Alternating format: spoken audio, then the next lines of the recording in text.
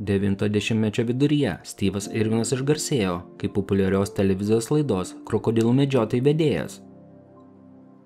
Visus žavėjo jo nežabotais gyvūnams ir itin drąsus elgesys šalia pavojingiausių padarų. Nors daugelis nerimavo dėl Steve'o saugumo, tačiau atrodė, kad jis randa būdą, kaip išsisukti iš bet kokios sudėtingos situacijos. Tačiau 2006 metų rugsėjo 4 dieną Steve'as Irvinas staiga miršta po to, kai jį užpuolė trumpauodegė raja. Tuo metu jisai filmavosi didžiajame barjeriniame rife. Trumpauodegės rajos iš prigimties yra labai ramus padarai, kurie verčiau spruks kuo įmanoma toliau nuo jūsų. Bet kodėl ši raja pasielgė kitaip ir jį užpuolė? Kas atsitiko Steve'ui tą dieną, kai jis mirė? Ir kaip vyrą, žinoma dėl grumtynių su krokodilais, nužudė toks iš pažiūrės nepavojingas padaras. Sveiki atvykę į įdomiausią dokumentikos kanalą, kur šiandien aš jums papasakosiu apie tragiškai pasibaigusią Steve'o Irvino istoriją. Steve'as gimė 1962 m. vasario 22 d. Australijoje.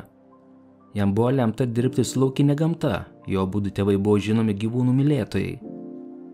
Iki 1970 metų šeima persikėlė į Queenslandą, kur Irvino tėvai įkūrė Bervach roplių ir faunos parką. Šis parkas dabar žinomas kaip Australijos zoologijos sodas.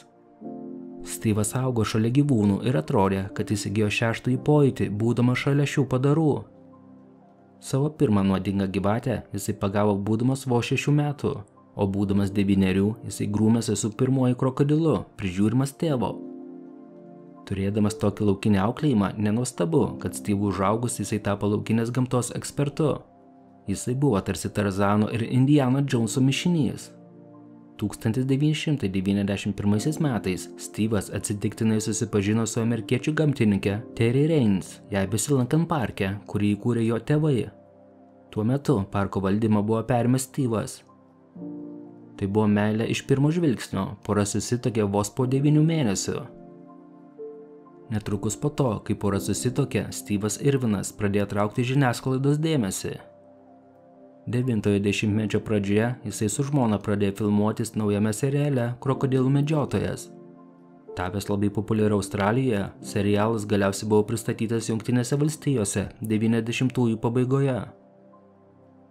Laidoje Steve'as buvo žinomas dėl to, kad iš arti supažindindavo su kai kuriais pavojingiausiais pasaulio gyvūnais, tokiais kaip krokodilai, pitonai ir milžiniški driežai, o žmonėms tai be galo patiko.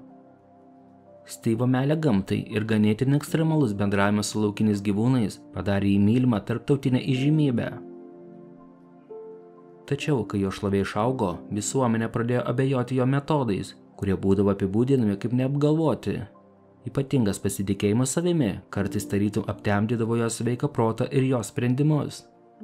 2003 metais Steve'as susidūrė su beveik 2 metrų ilgio driežu. Po šio susitikimo ant jo rankos liko apie 10 gilių dantų žymių. Visur buvo kraujo. Jisai buvo tikras šaumenas.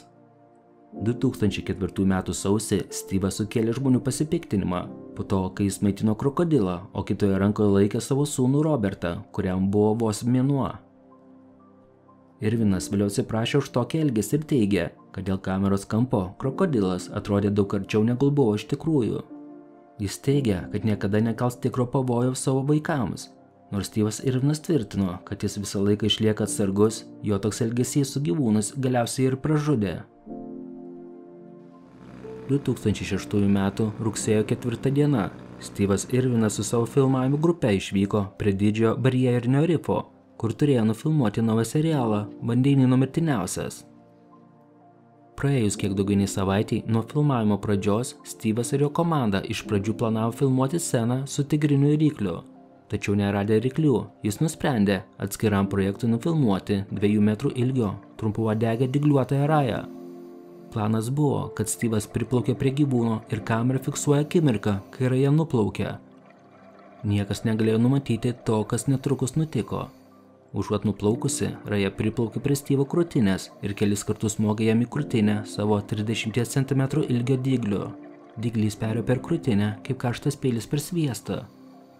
Filmavimo komanda nesuprato, kokia sunkiai buvo Steve'o trauma, iki kol jie pamatė daugybę kraujo. Jie greitai traukė Steve'ą į valtį. Irvinas žinojo, kad susidūrė su didžiulė bėda. Jisai sakė jiems, kad Raja pradūrė man plaučius, tačiau jisai nesuprato, kad dyglys pradūrė jam ir širdį. Skubiai gabendami į krantą, jie bandė ranką užspausti durtinę žaizdą ir nuolatos kartojo, galvok apie savo vaikus, Styvai, laikykis. Tada jis tiesiog ramiai pažvelgė ir pasakė, aš mirštu. Tai buvo paskutiniai jo ištarti žodžiai. Raja padarė tiek daug žalos Irvino širdžiai, kad mažai kas galėjo ką padaryti, kad jį išgelbėtų. Jam buvo vos 44. Manoma, kad priežastis, kodėl Raja užpuolė Styvą, buvo ta, kad Raja pagalvojo, jog Styvo šešėlis yra tigrinis ryklys, kuris gana dažnai jais ir minta, todėl jinai ir pradėjo jį pulti. Styvas Irvinas visada sakydavo savo komandai, kad viskas, kas jam nutinka, turi būti įrašyta. Jo užpuolimas, bandymas išgelbėti ir mirtis buvo užfiksuota kameroje. Filmuota medžiaga iš karto buvo perduota valdžios institucijoms. Po atlikto tyrimo vaizdo įrašas buvo grąžintas Irvinų šeimai, kuri vėliau paskelbė, kad Styvo Irvino mirties filmuota medžiaga buvo sunaikinta. Po šio tragiško nutikimo žmonės pradėjo masiškai žudyti šiuos vandenyno padarus, nupjaudami jiems dyglius, taip keršydami už Styvo Irvino mirtį. Aš atsimenu, būdamas mažas, žiūrėdavau savaitgalį Styvo Irvino laidas per televizorių. Jis buvo vienas iš tų, kuris mane sudomino ir išmokė gerbti mūsų gamtą, rodydamas begalinę meilę ir pagarbą kiekvienam mūsų planetos organizmui. Aš nebijau prarasti savo gyvybės, jei aš turiu apsaugoti koalą ar krokodilą, kengūrą ar gyvatę, bičiulį aš apsaugosiu. Styvas Irvinas.